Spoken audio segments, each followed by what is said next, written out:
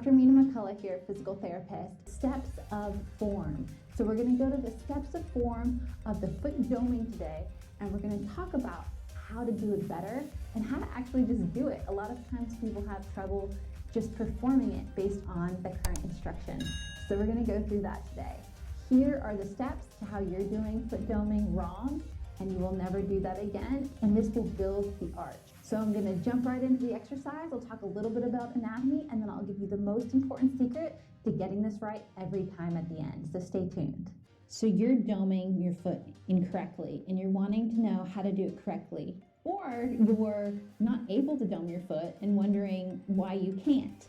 So I'm going to give you the solution here today. Here is what you need to do to dome your foot correctly. Step 1, lift and spread the toes, keeping the foot tripod from your foot to all the parts of the balls of your foot, your metatarsal head, or what we like to call your foot knuckles, on the ground the whole time. Your weight, if you played connect the dots with all of these points, would become a triangle. And so we want to think about that triangle as a stamp, and you're really stamping down that foot onto the ground to achieve the center of your pressure, the center of your balance over the middle of those points in the triangle. And so we're going to start with that. That is step 1.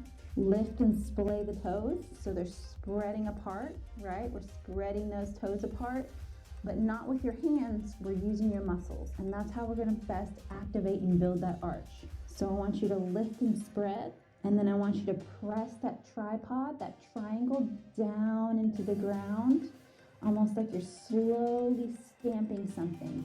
You're slowly crushing bugs under each 5 of the top points and the bottom equally in the same time. And we're not pushing as hard as we can. We're just pushing hard enough to activate the foot. So we're going to do the foot stamp, as we call them press X, down into the ground with the triangles, splay the toes, lift them or extend them, and then press the triangle. Those 3 steps is the first step here.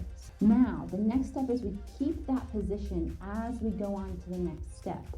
So the next step is we slowly lower our toes down, and we keep the pressure of the tripod as well, and the splay as much as we can, and then we get a more active tone throughout the foot in the arch that's intended, and relax. So we're going to do the foot stamp, as we call them press X, down into the ground with the triangles, splay the toes, lift them or extend them, and then press the triangle. Those 3 steps is the first step here. So those 3 steps are muscle memory. Hopefully by now we're getting into that position, and then we're going to slowly lower down the tips here, the tips of the toes, as we keep that step 1 in place.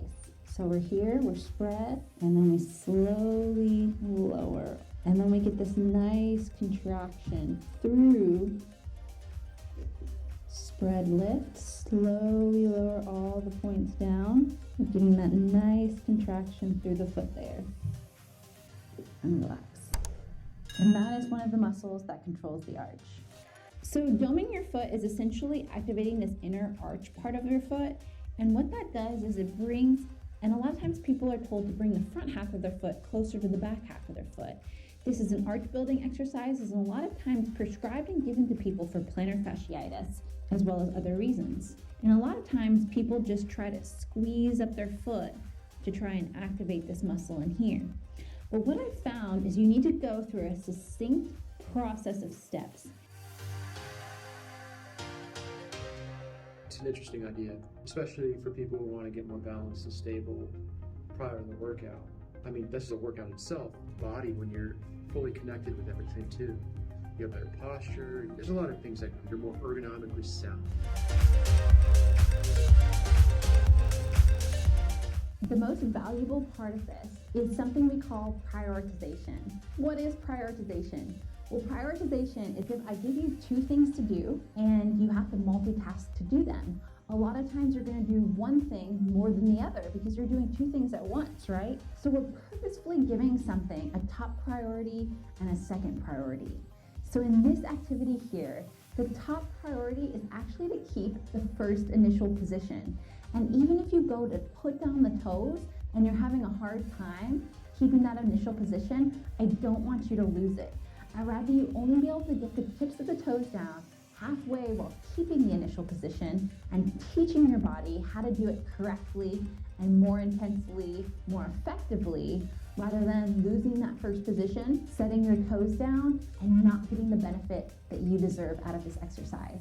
So again, prioritization. We're prioritizing step one, which is not easy to do. A lot of times the last instruction given to you is the instruction that you will focus on the most. And in this exercise, that was lowering the tips of the toes. But even though it's the last step, that's not going to be our top priority. We're going to slowly lower down the tips here, the tips of the toes, as we keep that step one in place.